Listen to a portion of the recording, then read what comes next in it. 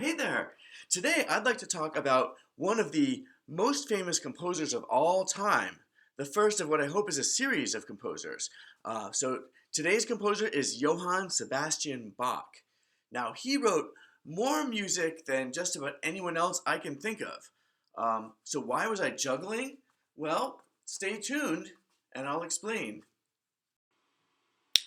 All right, here we are, our composer of the day, Johann Sebastian Bach, or as some people say, Johann Sebastian Bach. Now, I'm not going to say it that way, but technically that is correct because he was born in Germany, and in German you would say Bach, but I'm going to say Bach. All right. So the first thing to know, a lot of you have probably seen this picture or image.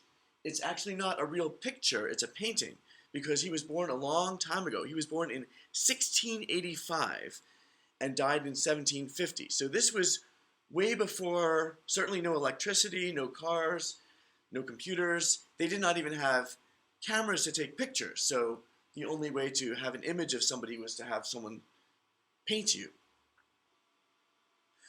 We could spend weeks and months just talking about Bach and his music. He was that important. And in fact, there are whole college classes that go on for an entire semester where all they do is talk about Bach and his music. So obviously, in this video, I don't have time for that. This is more like a movie preview or trailer. It's just a sneak teaser with a few highlights of his life just to kind of get you started. All right. Well, first of all, he was a Lutheran, born in Germany, Lutheran. He was not only the best Lutheran composer ever, but many would argue the very best composer ever of anybody who wrote music. So if you asked pretty much anyone who's studied composers to pick maybe their top 3 of all time, he would be right at the top of that list. So, very important. It's fitting that one of the greatest musicians ever came from a long line of musicians. So he came from a very musical family, going back many generations. He had several of his brothers were professional musicians, uncles, his father, grandfathers, many of whom were named Johann also. Actually, his father was named Johann. He had several brothers named Johann, and he even named some of his sons Johann. Johann means John in German, so it was a very common name. And you might wonder, well, what about the women? Well, this was a long time ago, and traditionally women were not in positions of power. Now, girls may have studied music growing up, but unfortunately they were not able to serve as leaders. Now, today is very different. Today, girls, boys, men, women, it doesn't matter. You can play an instrument, you can sing, you can write music, you can direct music. Today, we're all treated as equals, fortunately. All right, but going back to Johann Sebastian Bach. Bach's father, who was a professional musician also named Johann, taught him at an early age how to play the violin and how to play the harpsichord, which was an earlier keyboard instrument, kind of like the piano. So Bach became very good at both of those. Now, sadly, his mother died when he was young, and his father died before he was the age of 10. He had lost both of his parents, and he went to live with his older brother. And actually, death was quite common back then, sadly, because they didn't have the modern medicine that we know of today. So, for instance, they didn't have vaccines, antibiotics. They didn't know a whole lot about germs. And in fact, Bach had 20 children over the course of his life, but only about half of them lived to be adults because of the diseases back then. So Bach certainly understood sadness and grief. On a lighter note, though, one of his first jobs was at this church. Here's the outside of the church, and then the inside was where he worked as an organist. He was at this church for about 4 years. Now, there's kind of a funny story. While he was working at this church, he heard about another organist named Buxtehude, who was in northern Germany, and Bach really wanted to hear him play. Now remember, there were no recordings back then, so you actually had to go hear the person. So they said, sure, you can take some time off and go visit him. So Bach walked there. It was 200 miles one way. So Bach walked all the way there to hear this organist play and took a few lessons from him, and then walked back. So he was gone for about 4 months. Anyway, the next year, Bach got married, had a few children. Then eventually he got another job. He worked for a duke. For this duke, Bach was the court organist and also played in the orchestra there. He wrote a lot of his famous organ pieces while working for this duke. Anyway, he was there for several years. After a while, Bach wanted to move on and find a different job, so the duke didn't want him to leave. So instead of just letting Bach leave, he threw Bach in jail, and then eventually he let him go. But that just shows how different the world was back then.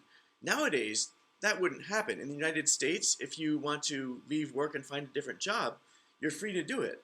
No one's going to throw you in jail. But back then, the people in power could pretty much do whatever they wanted to. So, very different world.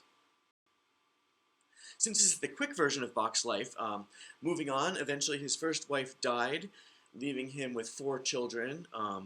And then, plus they had 3 other children who died when they were babies. Then the next year, Bach remarried. He married a singer named Anna Magdalena. They had 13 more children, and I think only 5 of those lived to past childhood. So anyway, this is a quick version of Bach's life. He had several more jobs. Then his last job was at this church, the St. Thomas Church in Leipzig, or Leipzig, as they would say in German. All right. So, and just so you don't think Bach was jumping around from job to job his whole life, he actually stayed for quite a while at each job, several years. So, but this is the quick version of his life, so it seems like we're jumping all over the place. But he understood about being consistent and staying with something for a while. And just to show it, this job at this church, he started in 1723, and he stayed there for 27 more years until he died in 1750. At Leipzig, Bach was super busy. I don't know how he possibly could have done all the things that he did. He was in charge of the music every Sunday at church. He also taught singing to the students in the school. And being in charge of the music every Sunday was not just for this church, but there were several other churches in the city, I think 4 churches total, that he was responsible for the music on Sundays. And he was actually writing brand new music each Sunday. He would write what's called a cantata, which is a series of pieces with choir and orchestra to be sung based on a hymn. So every Sunday, writing a whole brand new cantata. That's pretty remarkable. So he wrote over 300 of these cantatas while he was here at Leipzig. And a lot of them were lost. At least 100 of them, we don't know what happened to them because there was so much music. People weren't necessarily keeping track saying, oh, in a few hundred years we should have people study this. No, he just wrote the music, and we have most of it, but some of it was lost. So imagine, of all the pieces he wrote, there were still many others that are out there somewhere, maybe in someone's attic. In 1750, at the age of 65, Bach died. Now, he left behind quite a legacy. First of all, he had several children who became composers. He had a C.P.E. Bach, Carl Philipp Emanuel. There was J.C. Bach, Johann Christian. There was W.F. Bach, Wilhelm Friedemann, among others. And we listen to his music today. This is the inside of the church that I just showed you, where he spent the last 27 years of his life. And after World War II, in 1950, I believe, they dug up his remains and created a grave right here for him, the remains of Bach, right there in the church where he worked for so long. And because this is the quick tour, I'm just going to play on the piano for you several snippets of some of his most famous pieces. They were written for other instruments, but I'm just going to do them on the piano for you.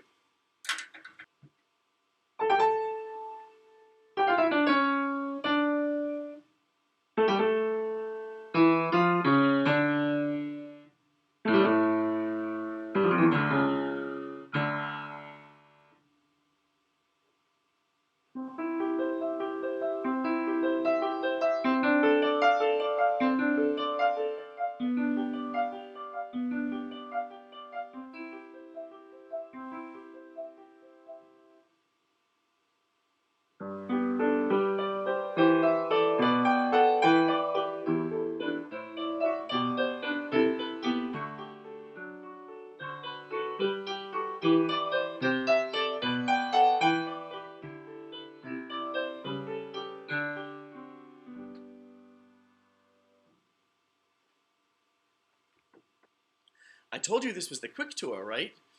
There is one more very important detail that I need to tell you. So Bach, he was possibly the greatest composer ever.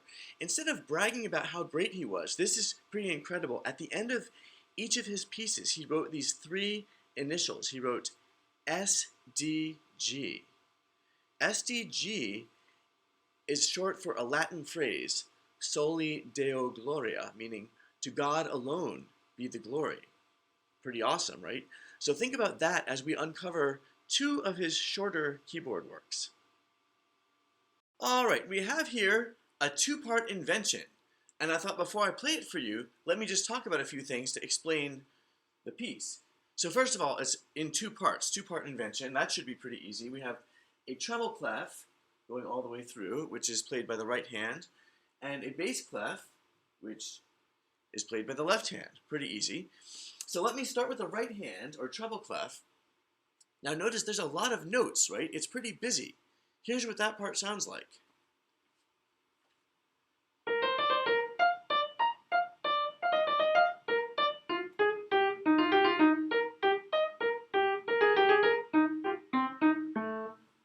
Yeah, it keeps on going. It almost doesn't stop, right? And just when you think you're going to catch a little breath, whoo, Bach keeps going with more. So he keeps you pretty busy. All right, while that's happening, let me just play the first measure so you can hear what that sounds like again.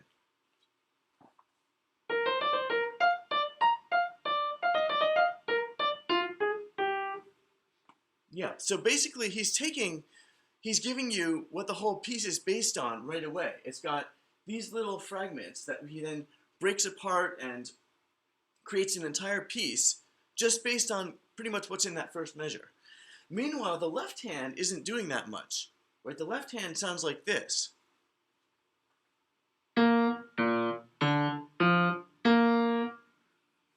So Bach's only playing a few notes, so you can really get that right hand in your ear. The left hand is outlining the basic chords of the triad, which is these notes, right?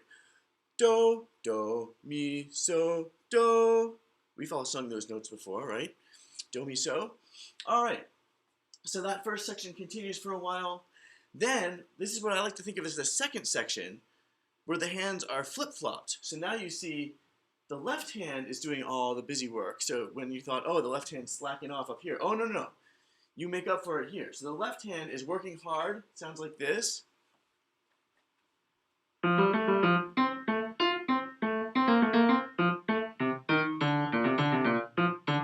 And so on. Meanwhile, the right hand gets a little bit of a break, right? And that's just outlining the chords. That sounds like this.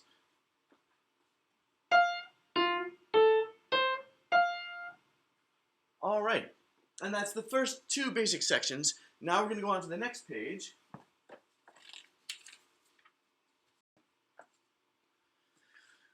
All right, we have this next section. Now, even if you don't read music that well, you can still see how both hands are playing a lot of busy notes, except now this hand starts first, right? The left hand, and the right hand follows just behind it. So it's called a canon, right? Canon with one end. That's the musical canon. So the left hand starts and the right hand is just behind it. It sounds like this.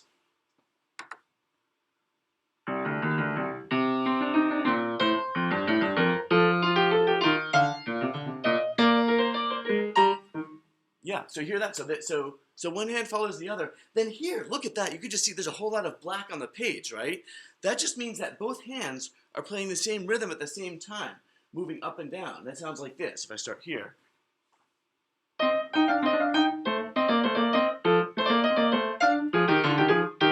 And so on. So then there's what I call the grand finale. So that is in this part right here. So basically it's got a lot of black too. You can see how the left hand's starting and then the right hand is trying to catch up and they're both trading back and forth super fast. It sounds like this.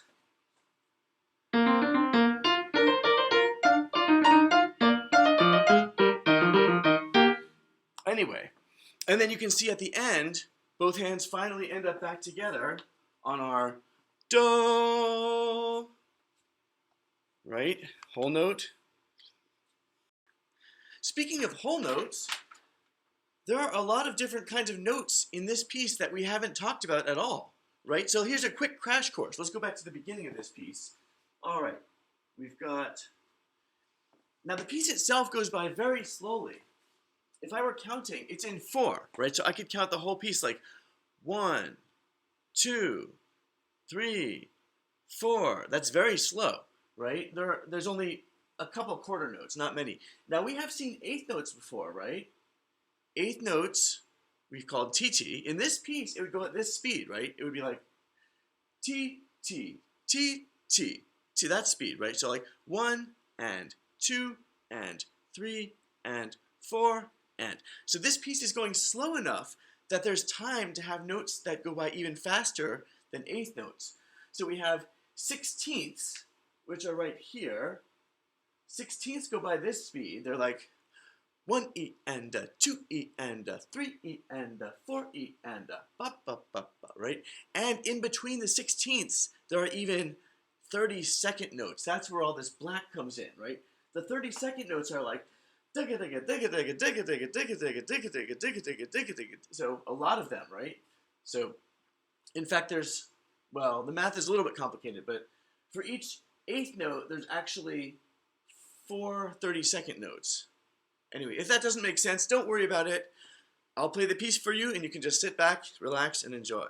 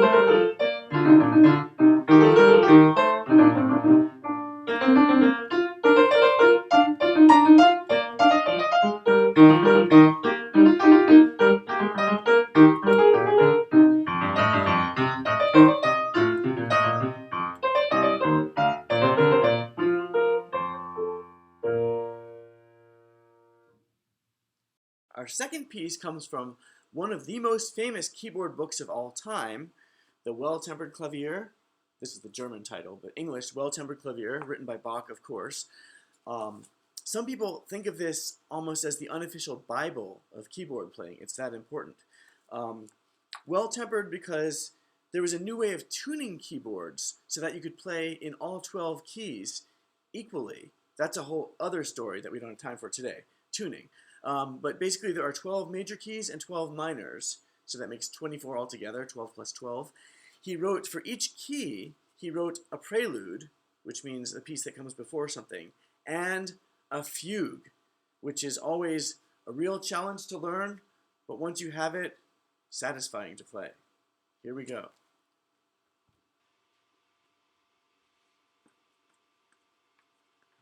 Whoop. Remember this? The juggling, yes, from the beginning. I didn't forget about that.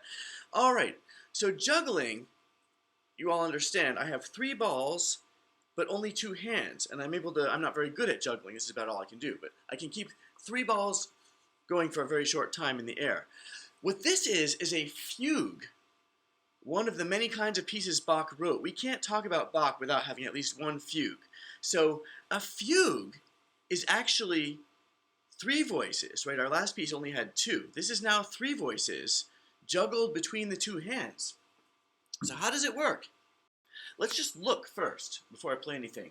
So you see how there's nothing in the left hand, right? Only the right hand, and it only plays 1 note at a time. Then, as you see, it gets a little bit thicker and another voice comes in, right? Now notice everything's still pretty high, right? Two voices, two voices, two voices. You can actually see with your eyes that the third voice comes in right here. I know it's a little hard to see the notes on this page, but you can see three voices. And then that continues for the rest of the piece, three voices. Just like in the first piece, Bach puts out all of the main ideas in just the first few measures, and then he uses that to create an entire piece. So here's what the first voice sounds like when it comes in.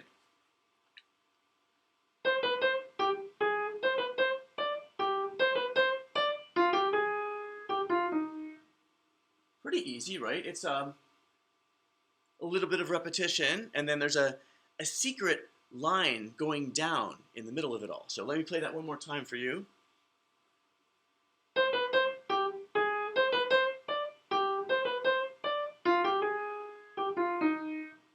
Yeah, if you listen really carefully with your ears, you can actually hear that secret pattern going down. Bum, bum, bum, bum. Good, and then when the second voice comes in, it plays something very similar. So here's the second voice.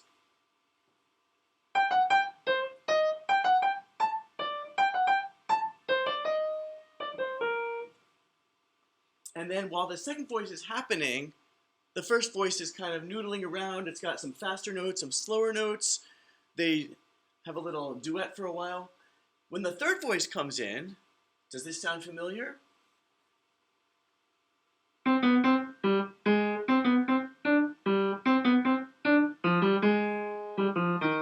Ah, the same exact thing we heard at the beginning, it's just lower, right? So then after that we have all three voices, and the three voices continue pretty much until the end. You'll see there's a few little spots where there's maybe one of the voice drops out for a little bit and there's some rest, but not much. It stays pretty busy, a couple little rests. But in general, it's three voices, or juggling, right, all the way through until the very end. So listen for that theme. You'll hear that everywhere. You might just hear that much of it. But that's the glue that holds the whole piece together.